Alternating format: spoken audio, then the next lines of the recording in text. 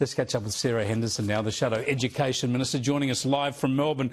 Good to talk to you, Sarah. You in the Liberal Party and the Coalition more broadly, looking at the wash-up to the election and all the rest of it. It's understandable you look at policies and you've got to get a new front bench and all of that. But the idea that nuclear could be tossed out, you know, as a policy altogether, it just seems...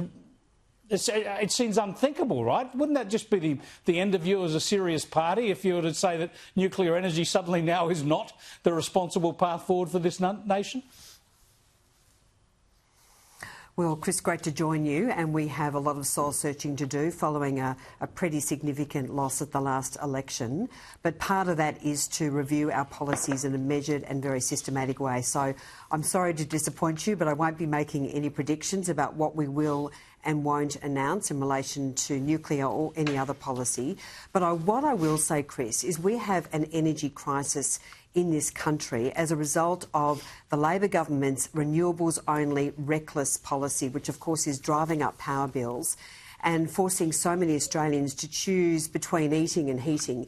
It's an absolute disgrace that a country as lucky as ours is forcing so many Australians into so much hardship, and it is because of Labor's policies, and we are determined to hold the government to account and to, of course, to deliver a set of policies to fix that going forward.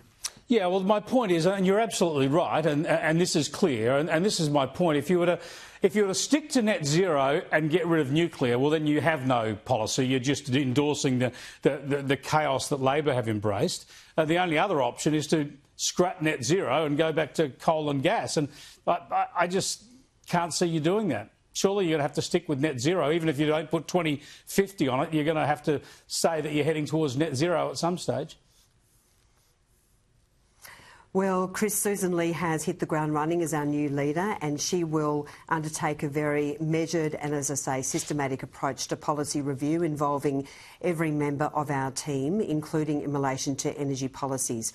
But what Australians do know, and I'll say this again because it is a very serious situation in this country, Labor is wrecking our economy. If we don't have a sensible energy policy, if we don't have lower electricity bills and gas bills going forward, we are going to drive this country off a cliff.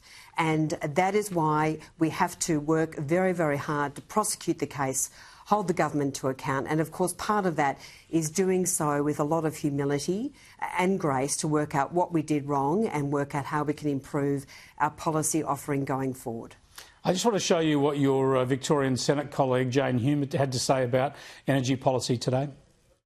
The electorate has sent us a very clear message what it is that they want in their government. Abandoning net zero I don't necessarily think is consistent with that. That's a discussion for the party room. I think she's right, as I just said. I don't think you can abandon net zero, even if you adjust the timing. But you can't get to net zero without nuclear. So, sure, there's a lot more detail required on nuclear. There wasn't enough before the election. Sure, it would be good to get government funding out of it, all the rest of it. But the essential point here is that Australia has no secure, reliable, affordable energy future unless, in the medium term, we embrace nuclear energy. Is that not true? Well, Chris, we're very proud of the set of policies that we took forward in relation to energy security. Clearly, under Labor, this is a government which is driving our country off a cliff. The reckless renewables approach is going to destroy our economy. Let's face it, look at what is happening in Victoria. We are running out of gas. We are running out of gas. We've got the Greens prosecuting the shutdown of coal and gas tomorrow. And, of course, they've worked hand in glove with Labor to get the government re-elected. So we will be delivering a very, very strong offering of policies in relation to our energy security and energy affordability, but I won't be preempting anything today, Chris. Oh, I can see that. I can see you won't be preempting anything. Let me just observe, though, that if it abandons nuclear as part of the mix, you're going to lose all credibility as a party on energy, I would suggest.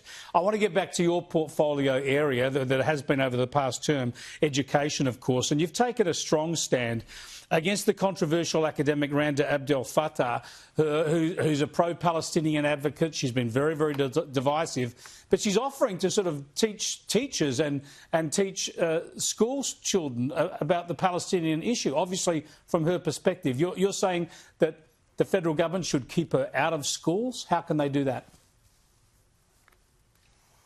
Well, Chris, we've taken a very strong stand on getting back to basics. We delivered a strong policy to return Australia to a top 10 education nation, because 1 in 3 children is currently failing NAPLAN through no fault of teachers. Teachers have been let down, students have been let down, and frankly parents have been let down, including by a range of Labor government policies, poor teacher training in our universities. So we've taken a very strong stand on those things. But as part of getting back to basics, children deserve the very best, and they don't deserve extremism or activism in the classroom. And this particular academic is offering to run classes which I think are contrary to the obligations of all schools to provide the very best education. And that is why I have called on the Education Minister, Jason Clare, to ensure that these classes do not go ahead. Yeah, well, good on you. It's a good stand. And look, you've been strong on these issues on education for years, getting back to the basics, uncluttering the curriculum, getting activism out of the classroom. So let's hope you can stay in the education portfolio and get some consistency there, because I think it's another area where the coalition's really got to hold the government to account right around the country.